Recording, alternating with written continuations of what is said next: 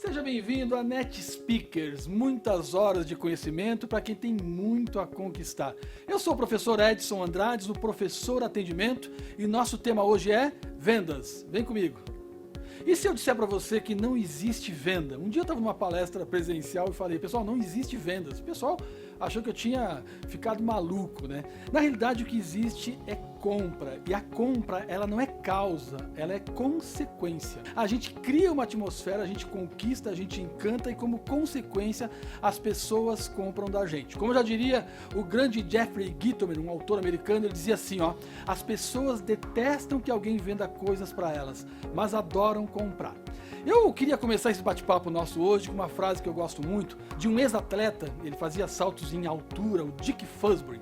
E ele tinha uma frase que era assim, ó, quando os desafios são cada vez mais altos, as fórmulas tradicionais se esgotam. Para você ter uma ideia, o Dick Fosbury foi o grande criador, né? Foi o que inventou o salto em alturas de costas, inclusive leva o nome dele, chama Fosbury Flop, em função disso. Até 1968, para quem não sabe, o salto em alturas era feito de frente, ou seja, os atletas vinham correndo, pulavam do jeito que davam e tentavam romper ou superar aquela marca, aquela barra de altura. O Dick Fosbury percebeu que de costas o atleta teria muito mais impulso e a envergadura das costas não esbarraria na trava. Só para você ter uma ideia, com esse salto que ele criou, os atletas superaram hoje, inclusive, mais de 25, 30% da altura que saltavam na época. Quando os desafios são cada vez mais altos, as fórmulas tradicionais se esgotam. E eu nunca achei tão pertinente essa frase para os nossos dias de hoje.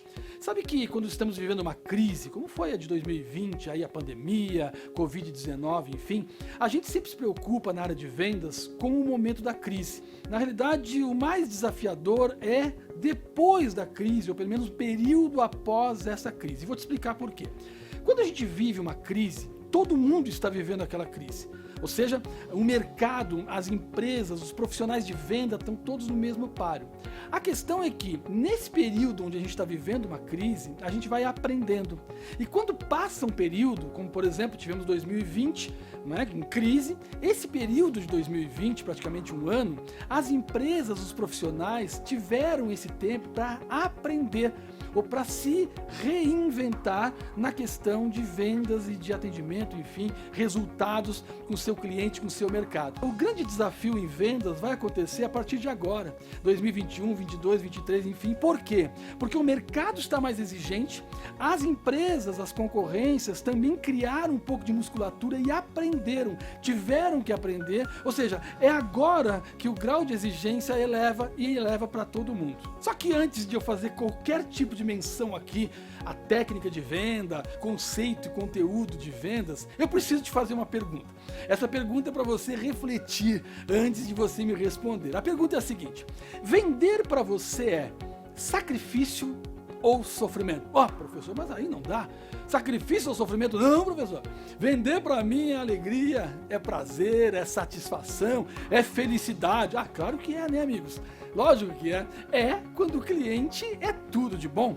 Quando o cliente aceita o teu produto, quando o cliente não questiona preço, quando ele adora você, quando ele é fascinado pela sua marca, aí é tudo de bom. Sacrifício ou sofrimento? Não, professor. Sacrifício e sofrimento são duas palavras pejorativas, duas palavras ruins. Nada. Elas são diferentes. E eu estou te perguntando isso pelo seguinte: não adianta a gente avançar aqui se você, dentro de você, você tem um sentimento de vendas distorcido. Sabe por quê? Porque não vai adiantar muito. A gente não vai querer continuar a aprender sobre esse negócio chamado vendas. Sacrifício ou sofrimento? São diferentes? Claro que são diferentes. Vamos na etimologia das palavras, que é a origem das palavras. Sacrifício, uma palavra que vem do grego, é sacro mais ofício. Ou seja, ofício é trabalho. Sacro é sagrado. O que é sacrifício? Um trabalho sagrado. O que é sagrado, professor? Sagrado é aquilo que tem sentido, que tem significado, ou seja, que tem um propósito de por que a gente faz aquilo. Vender para você é assim? Vender para você tem sentido, tem um significado, seja lá qual for o mercado que você atua. Sacrifício tem recompensa. Como assim recompensa, professor? Claro que sacrifício a gente se desgasta, a gente cansa, a gente às vezes até fica estafado com aquilo que a gente está fazendo, mas no final tem que ter um grito: yes! valeu a pena, consegui. Sabe aquele cliente difícil? Se não for assim, me desculpe, é porque vender é sofrimento. E qual é a diferença? Um tem recompensa, sofrimento, angústia, dor, doença e leva até a morte. Sim, tem pessoas que morrem por sofrimento. Qual é o sentido daquilo que eu faço? Porque se for sofrimento, desculpa, não vai valer de nada esse vídeo, essa palestra que eu estou te apresentando aqui hoje. Aliás, nenhuma das palestras dos meus colegas não vai adiantar muito, não é verdade? Tem uma pesquisa que revela que 70% do tempo que a gente passa acordado, nós estamos em função do trabalho. Já pensou? Se 70% desse tempo for sofrimento, é um caos, né? Aliás, vai ser 100% de sofrimento, porque a pessoa usa 70% como sofrimento e os outros 30% para reclamar daqueles 70%, ou seja, fica 100% muito ruim mesmo. Mas aonde a gente consegue mexer nisso e aonde a gente consegue achar propósito? Bom, primeiramente, quando a gente descobre o que realmente o nosso cliente está querendo. Já pensou que bacana seria se a gente conseguisse entender como funciona a cabeça do nosso cliente quando ele vai efetuar uma compra? Philip Kotler trouxe um conceito chamado de processo de adoção que é fantástico. Veja aqui como é simples de entender e como funciona. Aliás, isso acontece com você, comigo, qualquer um que vai comprar qualquer coisa. Veja como funciona. Antes de fazer a compra, você tem a conscientização. O que é conscientização? Penso antes de comprar. Tudo que eu vou comprar, tudo que o cliente vai comprar, antes vem para cá, vem para o pensamento, ou seja, ele imagina ou se imagina com aquilo. Pode ser um desejo, pode ser uma necessidade, mas ele tem aquilo dentro dele como decisão de que ele vai comprar. Depois que ele teve a conscientização, ele parte para o interesse. O que é o interesse? Ele começa a se interessar por quem vende aquilo, por quem trabalha com aquilo, ou seja, os fornecedores, e aí entra inclusive os teus concorrentes, você, mas também os seus concorrentes, porque o cliente começa a se interessar por toda a prateleira, ou por todo lugar que trabalha com aquele produto ou com aquele serviço. Bom, feito isso, pensou, se interessou, ele parte para a avaliação. A avaliação é quando ele começa a avaliar os produtos, serviços, preços, atendimentos, enfim, tudo aquilo que ele precisa, ele passa a comparar. E é nesse momento que o papel do vendedor faz toda a diferença. Por quê? Se o cliente já pensou, tomou uma decisão, quero comprar, não é? Ou preciso comprar, depois ele se interessa e chega até alguém, ele vai começar a comparar. Só que quando ele chega para você, ele já chega com um pouco de conhecimento. Não estou dizendo que ele tenha todo o conhecimento possível daquele serviço ou daquele produto, mas ele já conhece alguma coisa, pelo menos já viu, já tem um grau de comparação, um grau de referência e chega até nós. Nesse momento, o vendedor vai fazendo toda a diferença, por quê? Porque é como ele apresenta, como ele se apresenta, como ele vende a sua marca, vende a sua empresa, como ele se vende, é que vai fazer a diferença muitas vezes para o cliente optar e passar para o quarto estágio, que seria a experimentação. É quando o cliente compra. E a partir daí o cliente tem a experiência da compra. Olha que legal. Pensa, se interessa, avalia e faz a compra com a gente, certo? É aí que começa. Sabe por quê? Porque existe o quinto ponto dessa metodologia, que é a seguinte: a adoção. O que é adoção? Adoção é quando o cliente te adota. E na adoção existe um segredo para adoção. Qual é o segredo? Bom, vou voltar aqui ao Jeffrey Gitomer, nosso autor lá do começo, que ele diz o seguinte também, ó. Olha outra frase do cara. Ele fala assim, ó: as pessoas não compram de você, compram você. Todo mundo tem uma tia, uma prima, um parente que vende chocolate artesanal em época de Páscoa. Tem ou não tem? Ah, de repente tá até me assistindo aí a pessoa que faz isso. Já percebeu quando você tem, por exemplo, vamos pensar aqui, ó, você tem uma tia sua e uma amiga da escola que vendem ovos de Páscoa. A pergunta que eu te faço é o seguinte: de qual delas você vai comprar? Aí a pessoa me responde: não, professor, vou comprar da minha tia. E eu pergunto: por quê da sua tia? E ela diz assim: não, porque a minha tia é muito legal. Porque a minha tia, professor, quando a gente era pequeno, a gente ia para casa dela, ela tratava a gente muito bem, ela fazia bolinho de chuva. Ah, eu adoro os meus primos, eu tenho uma relação muito boa com a minha tia. Inclusive, professor, a minha tia, ela é esforçada, é uma pessoa que sempre lutou, é uma lutadora, é uma guerreira. Percebeu? Você não está comprando o ovo de Páscoa, você está comprando a tia. Antes de comprarem de você, as pessoas precisam comprar você. Já percebeu que as grandes marcas fazem isso? Você compra antes o sentimento da marca, para depois comprar o que aquela marca vai te oferecer. Um vendedor, ele tem que se vender. E quando eu falo se vender, cuidado, tá? Com esses clichês que a gente tem de vendedor, que é o enganador, que é o mentiroso, que é o falso, de jeito nenhum. A gente humaniza para vender. E o que é humanização, professor? Humanização é quando a gente trata o outro como gente, com respeito, com transparência, com verdade. E é possível vender desse jeito? Claro que é. É possível, sabe por quê?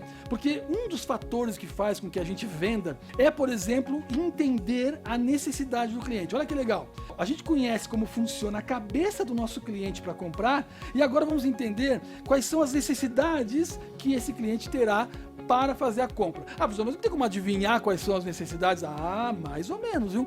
Adivinhar não, mas eu posso ficar muito ligado, eu posso ser muito perspicaz, eu posso ligar minha parabólica, como eu falo, meu sinal, para quê? Para que eu detecte o que está acontecendo à minha volta e com certeza eu vou errar muito menos ao tentar descobrir a necessidade do cliente. Você sabia que existem apenas 3 tipos de necessidades? Sim, as necessidades declaradas, as necessidades reais e as necessidades não declaradas. O que são necessidades declaradas?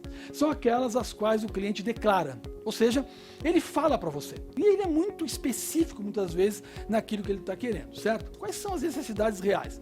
São aquelas as quais o cliente precisa, mas nem ele sabe que ele precisa.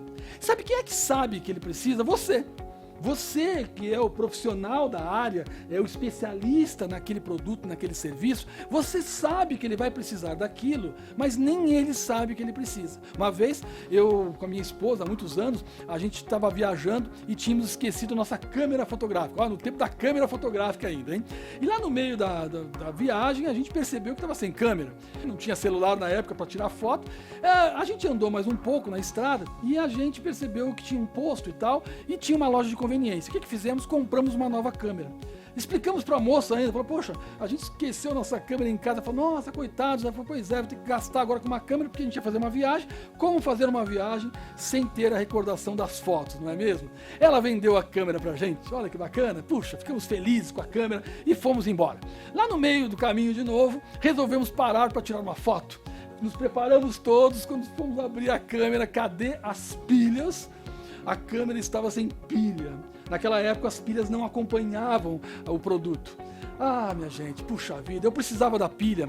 Acontece que aquela moça, sabe o que aconteceu? Ela deve ter pensado assim, coitados, né? Já esqueceram a câmera, estão gastando tanto comigo aqui comprando uma câmera, eu não vou ficar empurrando mais produtos para eles. Acontece que eu precisava da pilha, a gente precisava da pilha. Ficamos novamente sem as fotos naquele momento. E as necessidades não declaradas? Quais são? São aquelas que o cliente não declara, mas ele dá sinais de que ele precisa. Vou te explicar isso melhor. Ele não fala para você. Ele não diz para você que ele está precisando. A pessoa está vendendo, está ali tentando negociar com o cliente, né, qualquer produto, e de repente eu ouço no fundo do contato um latido de um cachorro. Minha gente, muitas vezes o meu produto oferece algum tipo de benefício para pets. Então o que acontece? Opa, eu paro tudo, falo assim, senhor, me desculpa, eu ouvi um latido de cachorro, esse cachorrinho é seu? E ele vai dizer para você, sim, é meu. Que bacana, eu adoro cachorros. Espero que você goste. Porque se você não gostar de cachorro, não vá mentir também para o cliente, tá bom? Mas você só se interesse por aquilo. E aí você fala para ele, o cachorrinho é grande, é pequeno, enfim. E com certeza ele vai começar a falar do cachorro. De repente até fala o nome do cachorro. E ao falar o nome do cachorro, falar alguma coisa do cachorro, você já está criando um relacionamento e ganhando aquele cliente para você. Mas professor, ele não me falou nada que ele tinha cachorro. É verdade, só que você ouviu. Você ouviu o som, por exemplo, por telefone. Muitas vezes, minha gente, é presencial. Eu vejo a pessoa, eu converso com a pessoa, eu percebo, por exemplo, que a pessoa tem às vezes uma limitação no seu vocabulário. Será que eu devo usar termos técnicos que eu sei que ela não vai entender? É muito complicado, por quê? Porque a gente distancia o cliente. Primeira vez que eu fui comprar um celular na minha vida, primeira vez, nunca tinha comprado um celular. Cheguei pro rapaz e eu olhei o celular, estava encantado, eu ia comprar o celular, mas não sabia mexer, nunca tinha visto um celular na minha vida. Eu falei para ele assim, escuta amigo, se caso tocar o telefone, aonde que eu aperto aqui para eu atender? Ele deu uma risadinha e falou para mim assim, você não sabe onde é que o senhor aperta, né? Eu falei, não sei. Ele falou, não, o botãozinho verde, o senhor aperta o verde que o senhor vai atender. Eu falei, tá, obrigado. E para desligar, desculpa, onde que é para desligar? Ele falou assim, você não sabe onde é que desliga, não? Eu falei, não sei. Ele falou, então é no vermelhinho aqui, ó. aperta o vermelhinho, o senhor desliga. Minha gente, vocês acham que eu tive coragem de perguntar para aquele vendedor onde era a agenda, onde eram os contatos telefônicos, onde era o despertador? Claro que não. Eu saí dali fugindo. Por quê? Porque ele me deixou inibido, me deixou constrangido. E isso distancia o cliente. Se eu não sabia nem onde apertar para atender um telefone, obviamente que ele deveria ter entendido os meus sinais e com isso faria toda a diferença na minha vida como cliente. Eu fico por aqui, sou professor atendimento e NetSpeakers. Muitas horas de conhecimento para quem tem muito a conquistar. Até mais.